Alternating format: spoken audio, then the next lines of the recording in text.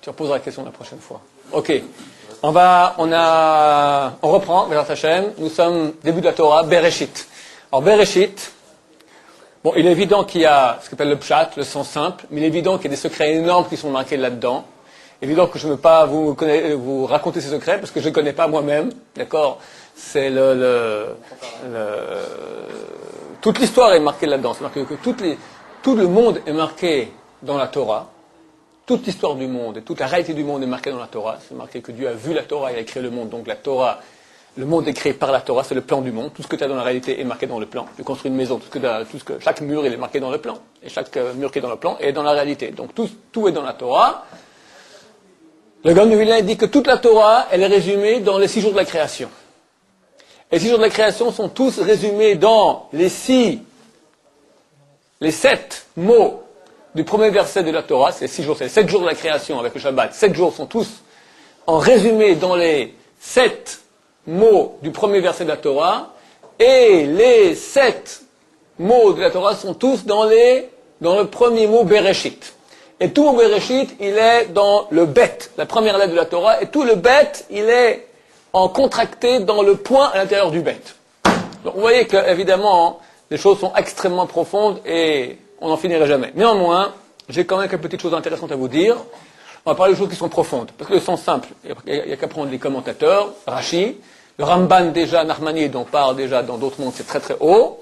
Et je me permets de dire ici quelques explications que j'ai entendues une fois, il y a bien longtemps, qui sont du domaine plus profond déjà de la Torah. Alors, Rashi, comment il commence? Par le premier mot, Bereshit. Et ce Rashi très connu qui dit que le mot Bereshit ne signifie rien. C'est-à-dire, il y a une erreur de syntaxe. Bereshit, si traduit en bon français, signifie au début de. Pas au début, virgule, Dieu créa le ciel et la terre, mais au début de. Bereshit, c'est un génitif, il doit y avoir un nom après. Au début de mon voyage, au début de la création, il faut un nom, un substantif. Tu ne peux pas dire au début de et mettre un verbe. Au début de, je suis allé faire un tour. Au début de, j'ai bu un Coca-Cola. Tu ne peux pas dire ça, parce qu'au début, tu dis, au début, j'ai bu un Coca-Cola. Au début, je suis allé faire un tour. Mais au début de, il faut que tu aies un nom. Au début de, il faut un nom. Bereshit signifie au début de.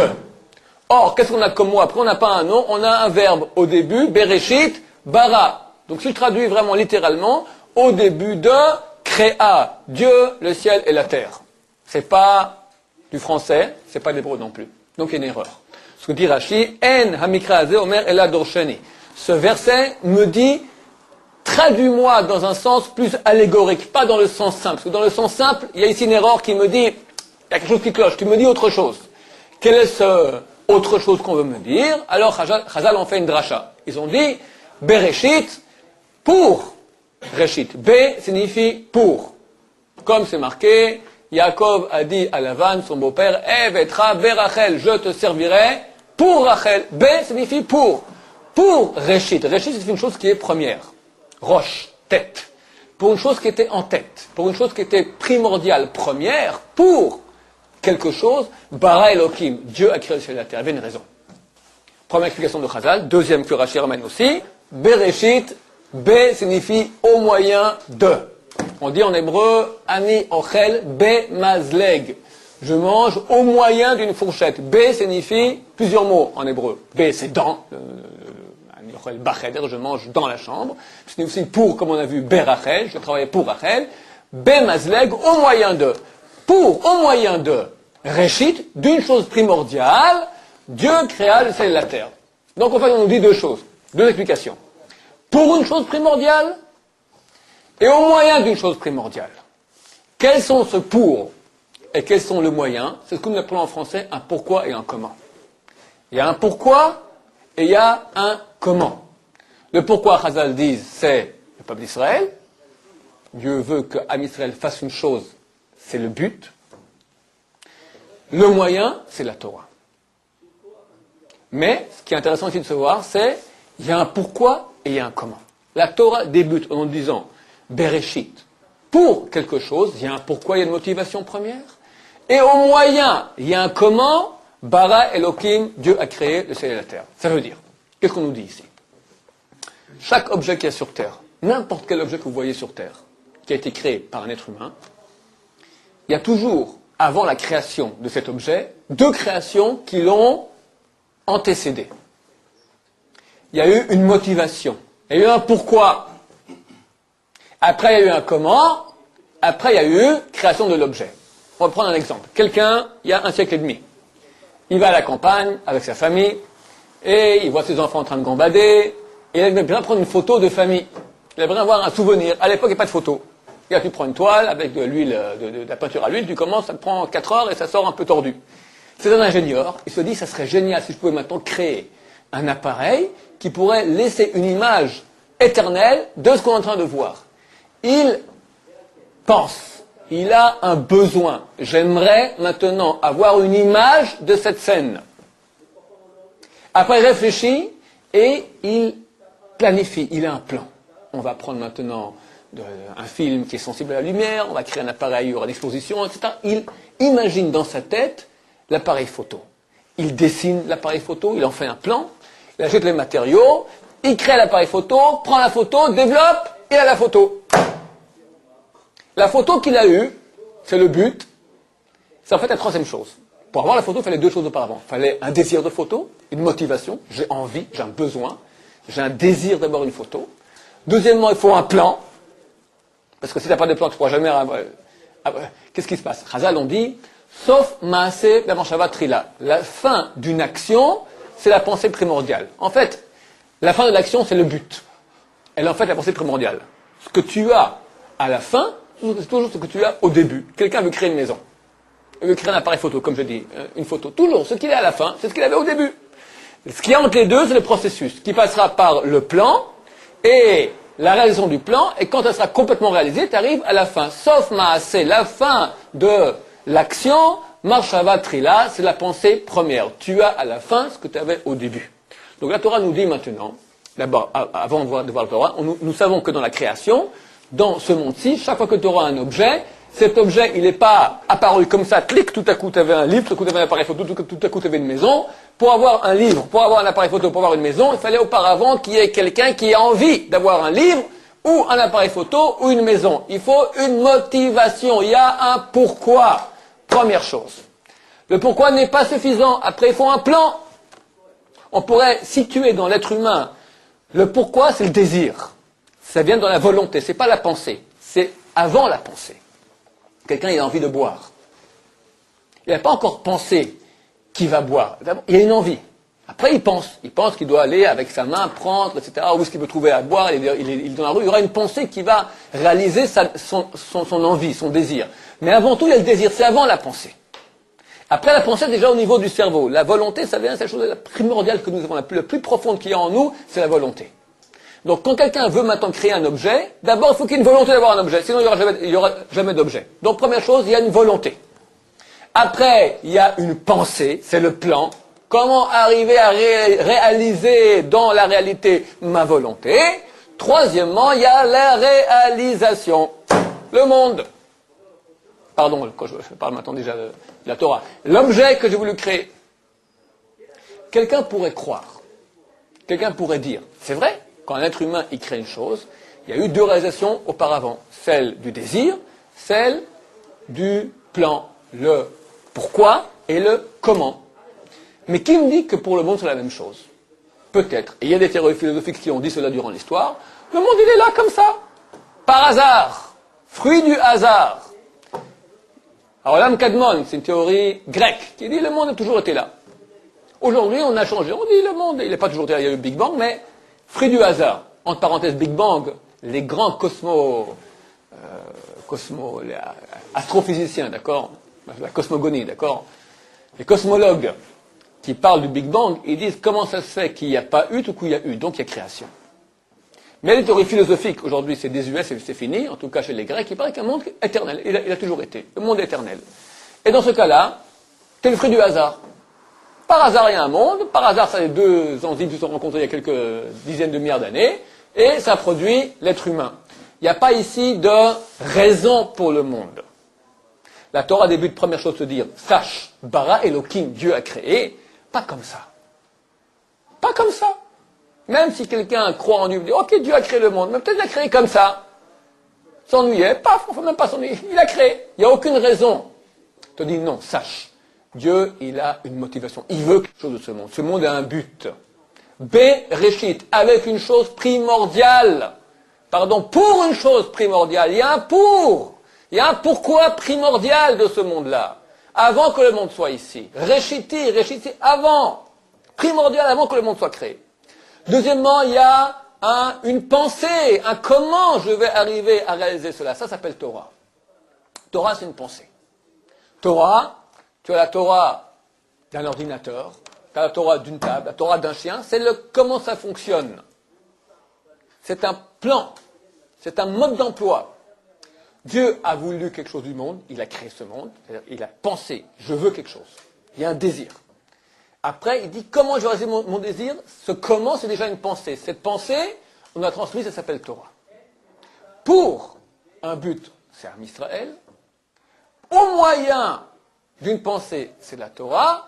Bara Elokim. Le monde a été créé. Attends, ce monde se divise en deux choses. D'abord, bara. Je vais expliquer c'est quoi le mot bara. Bara vient de la racine bar. Bar, en araméen, c'est extérieur. C'est-à-dire, il y a un passage d'intérieur à extérieur. Quand j'ai un pourquoi, j'ai un but. Après, j'ai un comment, j'ai une pensée, il n'y a encore rien qui s'est fait. Je veux créer un appareil photo. Je sais comment créer l'appareil photo, j'ai tout le plan dans la tête, il faut encore le faire. Le faire, c'est un passage de l'intérieur à l'extérieur. Un passage de ce qui est potentiel, c'est dans ta pensée, à réel. Ça s'appelle extériorisation. Dieu va, en quelque sorte, extérioriser, réaliser, on dirait en bon français, ce qu'il avait, le pourquoi et le comment qu'il avait. Le pourquoi et le comment ont été réalisés, en tout cas partiellement. Bereshit bara Elokim, et Shamaim et Haaretz. Le monde divisé en deux, Shamaim, Haaretz, ciel et terre. Alors ciel, ça vient du mot Shamaim. Shamaim vient du mot Sham. Sham, c'est quoi? C'est là-bas. Shamaim au pluriel, c'est des là-bas. Ça veut dire que tu as le là-bas final. Mon but, je dois arriver à New York. Pour aller à New York, je dois prendre d'abord la voiture, aller jusqu'à Tel Aviv, jusqu'à l'aéroport de Lod, là-bas marcher à pied jusqu'à l'avion, prendre l'avion, changer d'avion à Athènes, rechanger d'avion à Paris, rechanger d'avion en Irlande, rechanger d'avion enfin j'atterris à New York. Il y a plusieurs buts intermédiaires. Dieu, il a un but. Ce but, il est Sham, il est là-bas, il n'est pas ici. Et on est en devenir d'y arriver, mais il n'est pas encore réalisé. Je dis qu'il y a une création qui est partielle. Dieu va, en tout cas, réaliser les moyens d'arriver au but. Mais il crée déjà les buts. Les buts. Le but primordial, le pourquoi, mais aussi les buts intermédiaires. Dieu va créer tous les buts pour arriver au but final. C'est comme, j'expliquais maintenant pour arriver à New York, ou pour un autre exemple, maintenant ce livre-là est posé maintenant sur la table. Ok. Quel est le rôle de la table? Me permettre de soulever, de mettre dessus le livre. Quel est le but du livre? Que je puisse lire maintenant une information. Maintenant, ça c'est le but, que je lise maintenant l'information. Mais pour arriver à ce but-là, en fait, il y a beaucoup de buts intermédiaires. Je peux voir les buts intermédiaires, c'est pas plus mieux de dire des moyens? Les buts intermédiaires, en fait, c'est des moyens. Si ça mène au but final. Non. Non. Oui, c'est vrai que le but intermédiaire est un moyen d'arriver au but final, mais c'est quand même un but intermédiaire. Le moyen, quand on dit que le moyen, c'est la table, elle a comme but de soutenir le livre. Maintenant, le plancher. Le plancher, son but final, c'est que je le lise. Mais lui, il n'est pas en contact avec moi, il est en contact intermédiaire. Lui, il y aura la table, après il y aura le livre, après il y aura moi. Le plancher est soutenu par les fondations. Donc les fondations, quelque part, à quoi elles servent? À ce que je lis le livre. Mais elles, les fondations, elles ne pensent pas directement au livre. Elles pensent à soutenir le plancher. Le plancher, lui, pense à soutenir la table elle pense à soutenir le livre, il pense à moi. Donc, sur Terre, tu auras beaucoup de gens qui ne pensent pas forcément au but final, mais ils sont un chaînon de la grande chaîne qui amènera au but final. Chacun, il a des buts intermédiaires. La Torah, c'est le but ou c'est un des buts? La Torah, c'est le plan, c'est le moyen. C'est le moyen d'arriver au but. Maintenant, le but, c'est Israël. Mais qu'est-ce que Israël? C'est dire quoi C'est marqué pour Israël. Justement, pourquoi ces créatures peuvent justement le mettre? Bon, en deux mots, Israël, qu'est-ce que c'est? Israël, c'est marqué que Dieu et la Torah Israël font un. Dieu et la Torah Israël font un. Alors, je vais expliquer déjà souvent ça, même devant les caméras. On va réexpliquer rapidement parce que j'ai beaucoup de choses à dire et j'ai peur de ne pas avoir le temps. Quand moi je déplace le livre avec ma main, qui a déplacé le livre? Moi. Mais en fait, c'est pas moi, c'est ma main. Alors c'est qui? C'est moi ou c'est qui moi? Moi, c'est pas ma main. Moi, j'ai une main. Après, on a la question, on enlève ma main. Moi, je reste.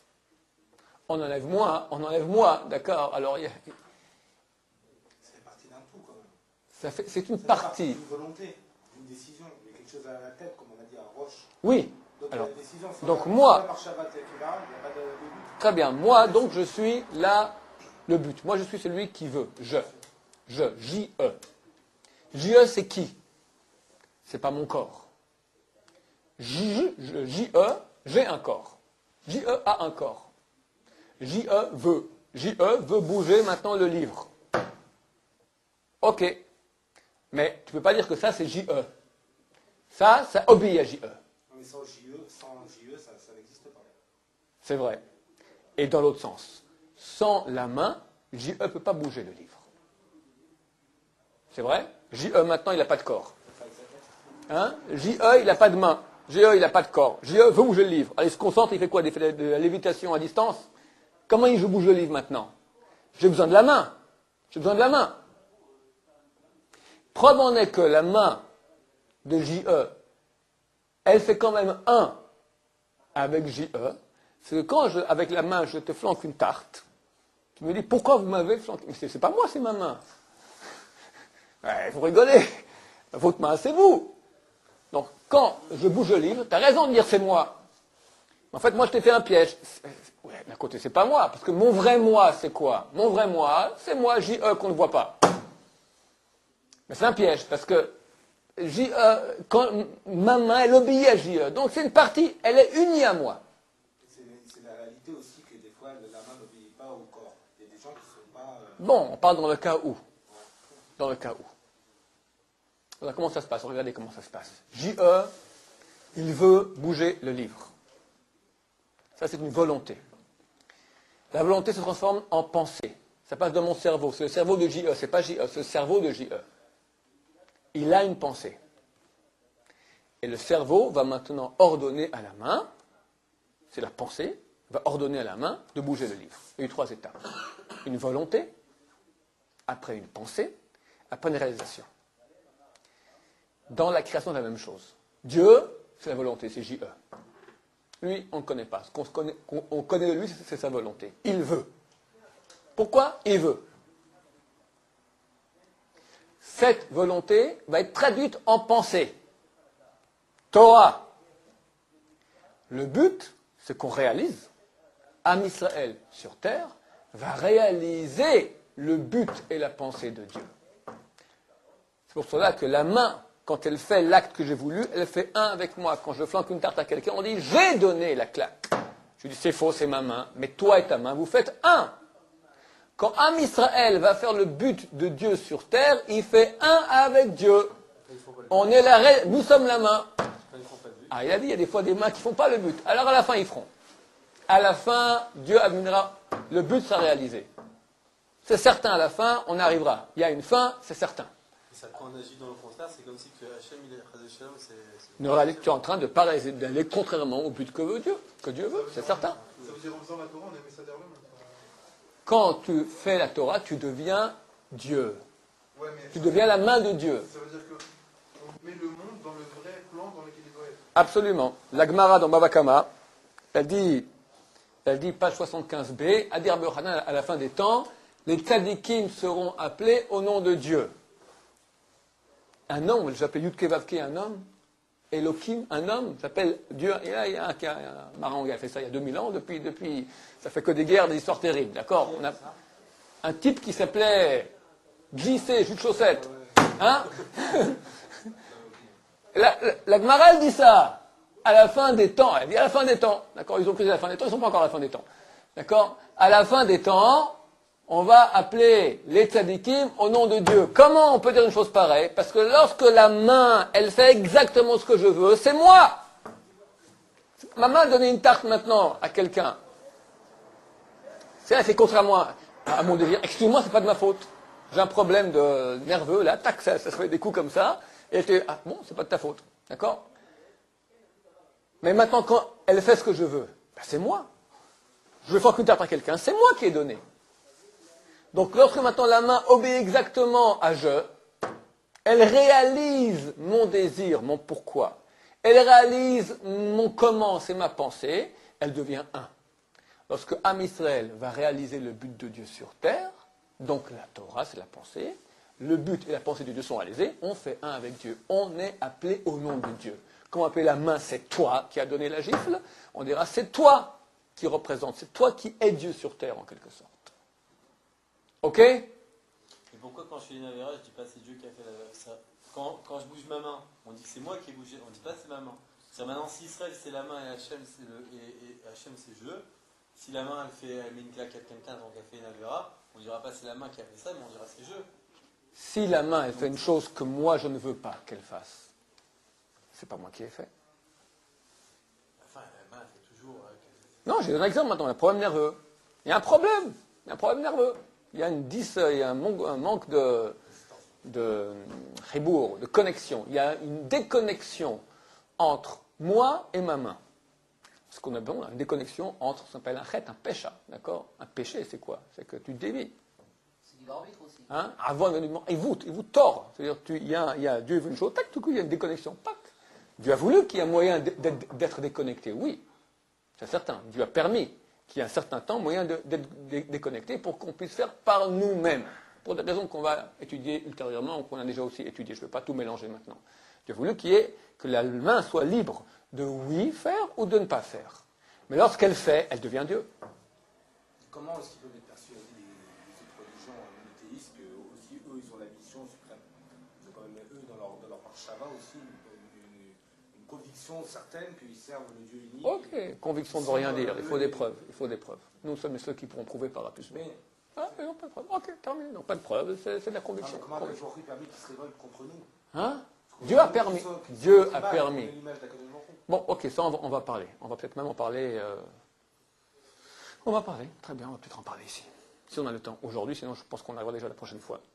Donc, et Hashemaim et Haaretz. Hashemaim, ce sont les buts intermédiaires et le but et le but ultime. Tous les buts qui vont amener au but ultime sont dans le mot Hashemaim. Donc Dieu a créé maintenant le plan vers où on doit aller. Veta Haaretz. Haaretz vient du mot Ratz. Ratz, c'est courir, c'est un processus. Tu cours, tu es en train d'aller, tu vas vers. Le monde, il avance. Le monde, il avance. Quand quelqu'un voit le monde, qu'est-ce qu'il voit? Il voit, ça grouille. Les gens bougent, les gens font, ça avance. C'est pas statique, les choses avancent. Haaretz, la terre, c'est ça. On est en processus d'aller vers. Dieu a créé le vers, le sham ultime, et les shamaim, les shamim, tous les vers, tous les buts intermédiaires. Et il a créé maintenant le processus qu'on avance. Ça, c'est Haaretz. Nous sommes sur terre, c'est-à-dire nous sommes en processus d'aller réaliser les buts intermédiaires qui vont amener au but primordial. Qui est le but ultime? Primordial égale ultime. C'est clair? Premier verset, on a fini. Fantastique. La terre était tohu vavohu. C'est-à-dire que cet endroit-là qu'on appelle la terre, du processus qui va amener à la réalisation du but, elle était tohu vavohu. C'est quoi tohu vavohu? Tohu bohu. En bon français, on appelle ça du chaos. C'est pas ordonné. C'est quoi ta chambre qui est comme un tohu bohu? Voilà, Rashi dit différemment. Que dit Rashi? Tohu bohu, deux mots. Tohu vient du mot tohe. Tohe, quelqu'un qui est en état il dit même très bien traduit en français, étourdissement, d'accord? Mais c'est pas étourdissement que c'est trop fort, c'est-à-dire, on est en état de tehia, c'est-à-dire d'étonnement, de non-compréhension, de non-appréhension en bon français. Ça veut dire,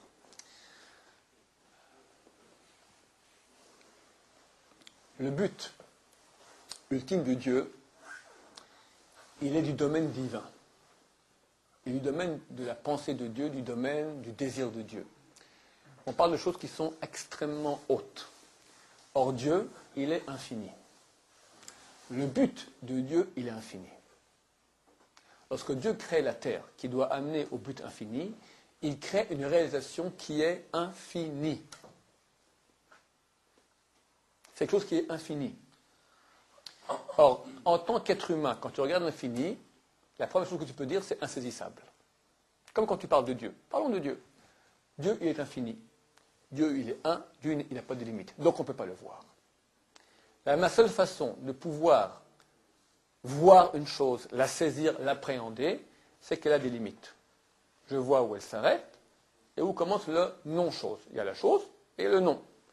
La nuance entre les deux, la limite entre les deux, c'est ça qui définit. Tu définis une chose par ses limites. Une chose qui est illimitée, tu ne la vois pas. J'ai très souvent donné cet exemple, je le reprends ici. Si j'avais un monde qui était fait d'une seule couleur, rouge, vif, phosphorescent, on ne le verrait pas. Parce qu'il n'est que rouge. Donc tu n'as pas de moyen relatif qui te permet de définir ce rouge, parce que tout est rouge, donc tu ne vois pas que c'est rouge. Si un petit bonhomme vert qui vient et fait un petit pois vert, ici, et il repart, il reste un petit pois vert, alors tu fais le grand musée du pois vert, tu fais beaucoup d'argent parce que tu mets sur ta pub, venez comprendre que vous vivez dans un monde rouge. Et les gens sortent, c'est fantastique, tu sais, tu vois pas que tu vis dans un monde rouge, mais non, quand tu parles. Va voir le petit pois vert. Une fois que tu auras vu le pois vert, tu comprendras que tu vis dans un monde qui est rouge. Quand tu as deux, tu peux comprendre que tu as un. Si tu n'as que un, tu ne peux pas voir le un. Parce que la Torah va être bête pour dire que ce monde-là est créé par deux. Tu vois les choses que par deux. Contrairement à Dieu qui commence par la lettre 1, Aleph. Anochi Hashem, je suis ton Dieu, c'est la première lettre des 10 commandements où Dieu se dévoile, c'est 1, Aleph. Dieu, il est 1, donc on ne peut pas le voir. On ne peut pas le voir. Maintenant, le but ultime de Dieu, on ne peut pas le voir non plus. Il est du domaine de l'infini, du domaine de la pensée de Dieu. C'est du domaine potentiel. Dieu veut que ça se réalise. Alors, qu'est-ce qu'il va faire?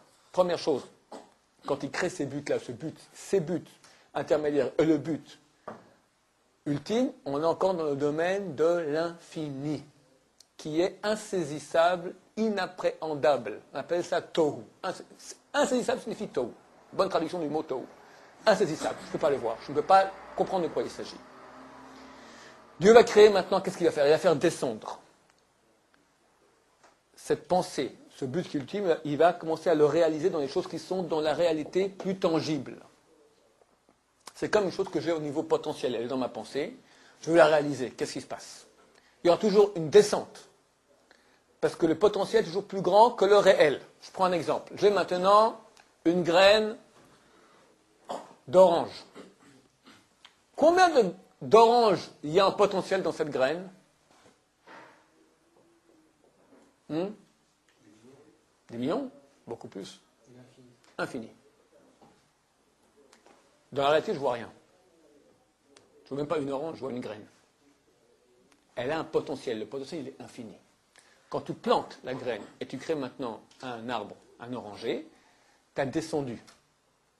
Tu as descendu parce que ce que tu as maintenant, c'est vrai, tu as réalisé, mais ta réalité, il y a encore un potentiel. Les autres graines qui sont dans les oranges, maintenant ils font des fruits sans graines aussi en Israël. On ne va pas dire des fruits normaux qui ont des graines. Alors tu as une partie qui reste encore potentielle. La partie qui est réelle, elle est réelle. Elle est là. Contrairement au potentiel qui n'existait pas, il était qu'au potentiel, là tu as une partie qui est réelle. Mais la partie réelle, elle est quoi? Elle est finie. Alors que la partie potentielle, elle est infinie. Où j'ai la preuve que la partie potentielle était infinie dans ma graine de Combien? J'ai jamais vu un oranger avec... Dans la réalité tangible, tu vois rien. Mais tu sais, au niveau, tu as une connaissance rationnelle, tu as une réalité rationnelle en tout cas qui te dit, cette graine d'orange, elle peut faire une infinité d'orangers. Et c'est vrai. Ça, tu le vois par expérience. Va apprendre là, tu verras. Et depuis que le monde existe, depuis qu'il y a des graines d'oranger dans le monde, troisième jour de la création, Dieu crée les arbres fruitiers, y compris les orangers. On a des graines qui font des orangers. Donc, on a ici un potentiel infini.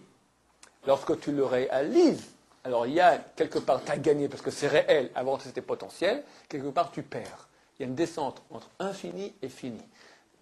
Qu'est-ce qu'il va faire? Le tohu, on parle maintenant de ce plan, ce but que Dieu a dans le monde, il est encore au niveau infini. Dieu maintenant va créer un monde qui me permet, il va descendre de l'infini au fini. Le monde, c'est donc ce RS, qui est le processus qui permet d'arriver à ces buts, Il faut que ce soit dans la réalité. Donc il y aura un passage de l'infini au fini. On parle de la création. C'est toute une descente maintenant, de monde en monde depuis Dieu. Dieu, on commence qu'il avait un pourquoi. Après, il y a eu un comment. Après, il y a eu les buts. Après, il y a eu le RS. On te dit maintenant comment le RS il est créé. D'abord, il est Tohu. Il est complètement dans l'infini. Et maintenant, il devient Bohu. C'est quoi? Passage du potentiel infini au réel fini. Potentiel infini, réel fini. Qu'est-ce qui est réel? Le réel, le potentiel, il n'est pas réel. Il est que potentiel. Bohu signifie en lui est. Bo, en lui est. La réalité, elle est dans le beau. Le monde, tel qu'il est créé au début, il n'est que potentiel, il est tohu, il est infini, il est insaisissable. Dieu va maintenant le rendre fini. Passage du potentiel à réel. Bohu. Et dans ce passage-là se trouve toute la réalité. C'est la neshama du monde, comme la neshama du monde. Il y avait une neshama du monde qui est infinie, elle devient corps du monde. Réalisation. Très bien.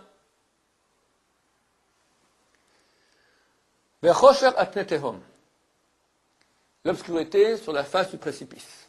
Obscurité. Chosher vient de la racine en hébreu choser, manque. Si tu veux maintenant réaliser, tu as une chose qui est infinie. L'infini remplit tout. Maintenant, tu veux que cet infini se réalise, il y aura un passage dans la réalité.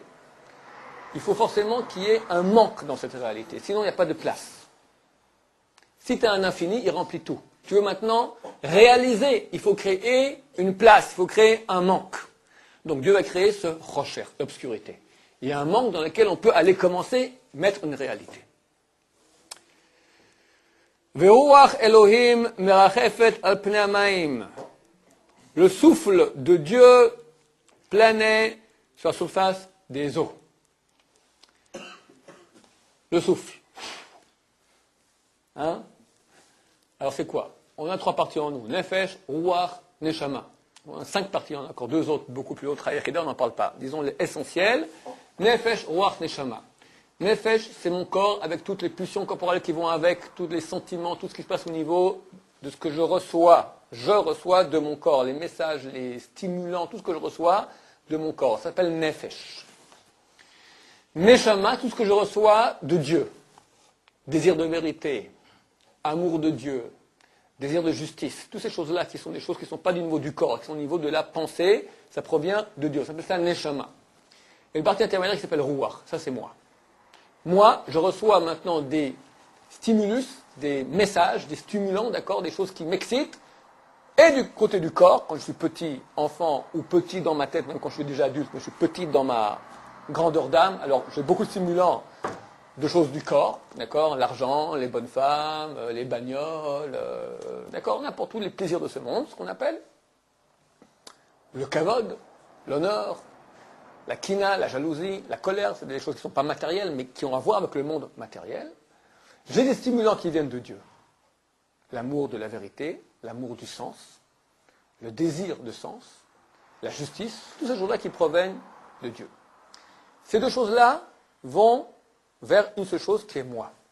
Le J-E dont j'ai parlé auparavant. J-E, on l'appelle Ruach. Ça, c'est le moi profond, intime, qui est vraiment moi. Ces choses-là, Nefesh, Neshama, elles me sont données, elles me sont rajoutées. C'est comme j'ai reçu un corps. J'ai reçu un Nefesh, j'ai reçu une Neshama. Mais le J qui a reçu, c'est qui? C'est Ruach. Pourquoi on l'appelle Ruach?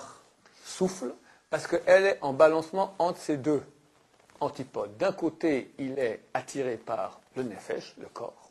D'un côté, il est attiré par la Neshama, par Dieu. Et il, entre les 2.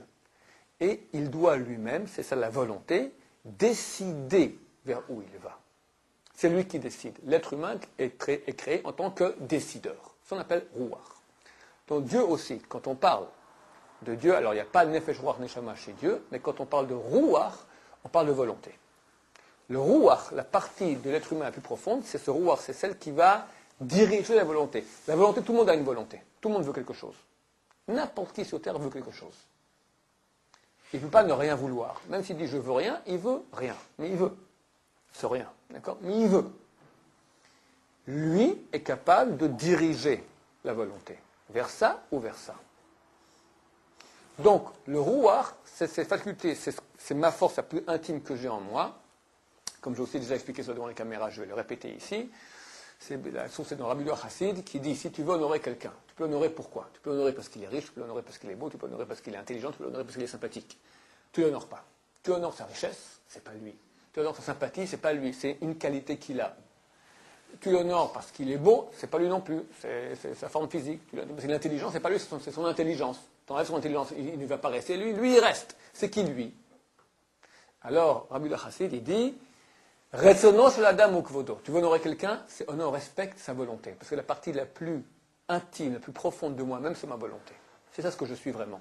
T'enlèves mon intelligence, t'enlèves mon argent, t'enlèves ma beauté, t'enlèves ma sympathie, il reste moi. Moi, c'est quoi? Je ne sais pas. Mais comment se dévoile ce moi? Comment je peux le voir d'après la volonté? Quand je dis je veux, ça c'est je qui s'exprime. Quelqu'un il veut du mal, comment je peux respecter sa volonté?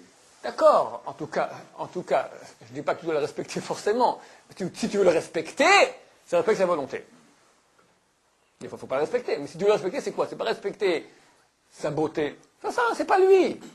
Lui, c'est sa volonté. Rouach. Pourtant, quand on lit Yikiratson, c'est la volonté de Dieu. Que Dieu Comment on doit respecter? ait une volonté. Dieu veut qu'on puisse, On doit respecter. Dieu veut qu'on puisse prier, a demandé qu'on puisse lui prier, et Dieu veut que quand tu pries, ça augmente sa volonté dans le sens de ta prière. Vous dites quand c'est l'heure? C'est l'heure. Alors, on se souvient qu'on est arrivé à Ruach Elohim, et avec l'aide de Dieu, bien, on continuera la prochaine fois.